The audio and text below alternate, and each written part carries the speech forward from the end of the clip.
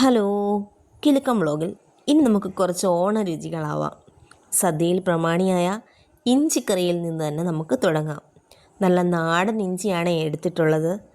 അതിനെ നമ്മൾ നല്ല രീതിയിൽ കഴുകി വൃത്തിയാക്കി അരിഞ്ഞ് ചെറിയ സ്ലൈസുകളായിട്ട് എടുക്കണം. പിന്നീട് എന്തൊക്കെയാണ് വേണ്ടതെന്നും കൂടി നോക്കാം. അതിലേക്ക് ആവശ്യമായ സാധനങ്ങളായിട്ട് ഞാൻ എടുത്തേക്കുന്നത് ഇഞ്ചി, ചുമന്നുള്ളി തന്നെ വേണം കേട്ടോ, തേങ്ങ, പിന്നെ നമുക്ക് വറവിടാനുള്ള സാധനമാണത് പൊടികളായിട്ടുള്ള മല്ലിപ്പൊടി, മുളക് പൊടി, മഞ്ഞൾപ്പൊടി, ഉലുവാപ്പൊടി, കുരുമുളക് പൊടി, ഇത്തിരി കായപ്പൊടി, ഒരു നുള്ളു ജീരകം. ഇത്രയും സാധനങ്ങളാണ് എടുത്തിട്ടുള്ളത്. ഇതിനകത്ത് മല്ലിപ്പൊടി ഇടാത്തവരുണ്ടായിരിക്കും, അവർക്കത് സ്കിപ്പ് ചെയ്യാം.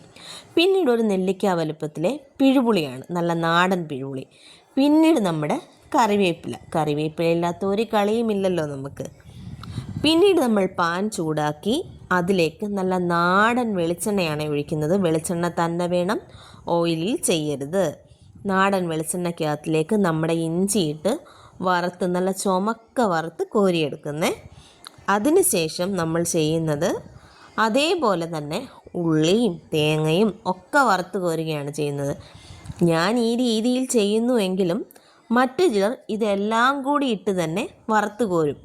അത് നമ്മുടെ ജോലി കുറച്ച് എളുപ്പമാക്കുമെങ്കിലും എല്ലാം ഒരുപോലെ മൂത്ത് വരണമെന്നില്ല.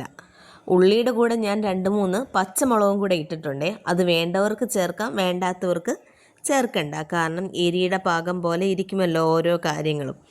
അങ്ങനെ ഇതെല്ലാം വറുത്ത് കോരി ചെറു ചൂടോടെ ഇതിനെ ഒന്ന് ക്രഷ് ചെയ്തെടുക്കാം. നമ്മൾ കൈവച്ചൊന്ന് ഞെരടി കൊടുത്താലും മതി, അത് നല്ലപോലെ ക്രഷായി കിട്ടും. പിന്നൊന്ന് പറയട്ടെ, ഇഞ്ചിക്കറി എന്ന് പറഞ്ഞാൽ 101 കറിക്ക് തുല്യമാണ്. ഇഞ്ചിക്ക് 100 കൊണ്ട് കറിയും കൂടെ ചേരുമ്പോൾ 101 കറിക്ക് തുല്യമാണ് നമ്മുടെ ഇഞ്ചിക്കറി കേട്ടോ. വറുത്ത് കോരിയ സാധനം ഒന്ന് റെസ്റ്റ് ചെയ്യാൻ വെച്ച് അടിച്ചെടുക്കുമ്പോഴത്തേക്കും നമുക്കതിൻ്റെ കറിക്കൂട്ടുകൾ തയ്യാറാക്കാം. അതിനായി നമ്മൾ നേരത്തെ എടുത്ത ചീനച്ചട്ടി തന്നെയാണ്, ആ എണ്ണ തന്നെയും. കൂടുതൽ എണ്ണയാണെന്നുണ്ടെങ്കിൽ കുറച്ച് മാറ്റാം. എനിക്കിത് പാകത്തിനേ ഉള്ളായിരുന്നു. അതിലേക്ക് കടുകിട്ട് പൊട്ടിക്കുന്നു.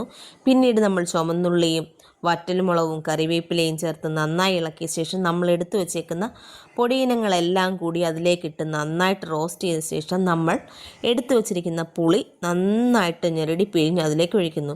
ഇത് നന്നായിട്ട് തിളച്ച് വന്നതിന് ശേഷം മാത്രമാണ് നമ്മൾ മിക്സിയിൽ ക്രഷ് ചെയ്ത് വെച്ചിരിക്കുന്ന നമ്മൾ വറുത്ത് വെച്ച ഇഞ്ചിയും ഉള്ളിയും തേങ്ങയും ഒക്കെ കൂടെ അതിലേക്ക് ഇട്ട് കൊടുക്കുന്നത്. ഇത് നല്ല രീതിയിൽ തിളച്ച് കുറുകി വരും. നല്ല ശരിക്കും പറഞ്ഞാൽ അതിൻ്റെ പാകം എന്ന് പറഞ്ഞാൽ ദാ ഈ കാണുന്ന പോലെ എണ്ണ തെളിഞ്ഞ് വരണം.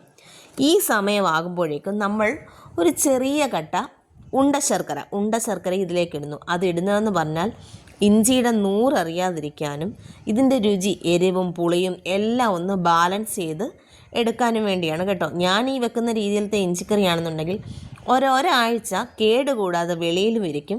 പിന്നെ എത്ര ദിവസം വേണമെങ്കിലും സ്റ്റോർ ചെയ്ത് നമുക്ക് ഫ്രിഡ്ജിലും വെച്ച് ഉപയോഗിക്കാവുന്ന തരത്തിലുള്ള ഇഞ്ചിക്കറിയാണ്. അപ്പോൾ ഈ ഓണത്തിന് നിങ്ങൾ ഇഞ്ചിക്കറി ഇങ്ങനെയൊന്ന് ട്രൈ ചെയ്ത് നോക്കൂ.